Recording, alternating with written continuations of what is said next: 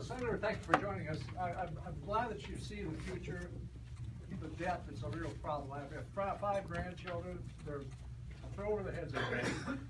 You talked about very good things that need to be addressed. Can you be a little more specific on how you would address those problems? With the debt, the national Yes. debt is, so who wants me to be more? Well, look, the national debt is not, we have the federal budget, to simplify it, okay? 30% of the federal budget is spent on what they call discretionary spending. I mean, you can decide to spend it or not spend it. That's things like defense, that's things like welfare programs and food stamps, that's things like foreign aid. That's 30% of our budget. Can you hear it now? Okay. The 30, just these are simplistic numbers. I don't want to get fact checked by some reporter. But basically, 30% of our federal budget is discretionary spending. That means the government decides how much to spend on things like foreign aid and food stamps and welfare and defense spending, etc. 70% of our budget is what's called mandatory spending. And what that means is it's money you must spend. You can't decide to spend less on Social Security because people are entitled to what they paid into the system.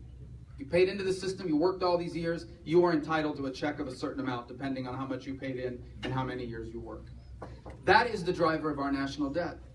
The problem is that today we don't have enough people paying into Social Security compared to the people taking out. For example, that program was designed when we had 16 people working and paying in for every person taking out. And the people taking out when it was designed didn't live as long as people live today.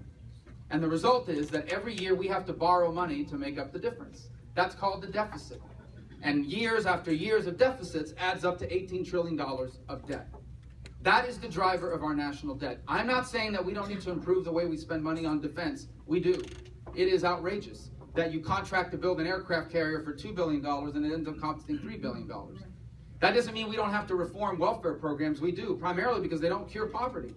All they do is treat the pain of poverty. The only cure for poverty is a better paying job. And people do not, none of our welfare programs do anything to help people get back to work and off government assistance for the rest of their lives. That doesn't mean we have to improve the way we do foreign aid. We do, although it's less than 1% of our budget.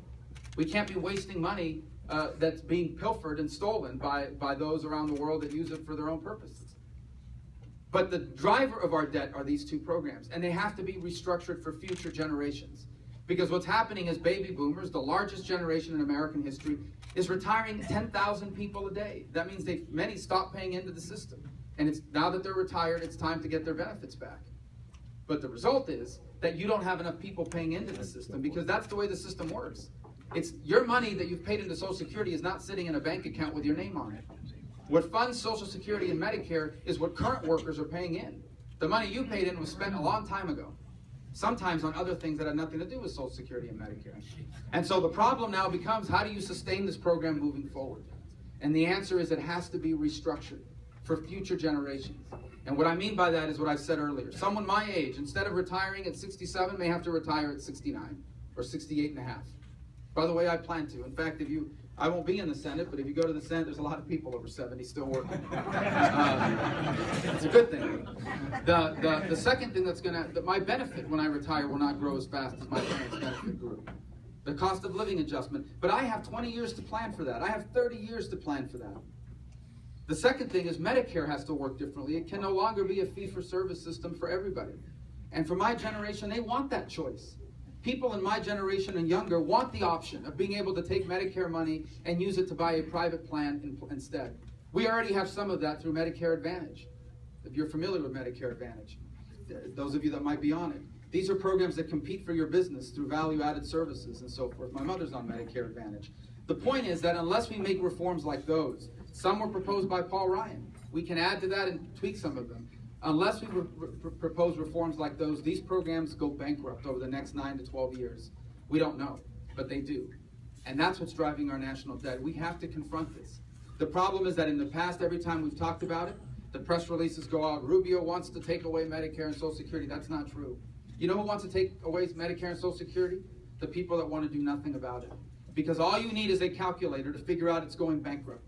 And the failure to address it means all Americans, including the people on it now, will one day see their benefits reduced unless we act.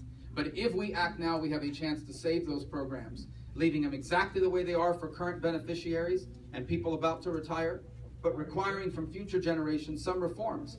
And even with the reforms I just mentioned to you, our Social Security and our Medicare will still be the best thing in the world. No one will have something better. But we have to do it. And there is no way that the next president will serve 8 years without confronting that challenge.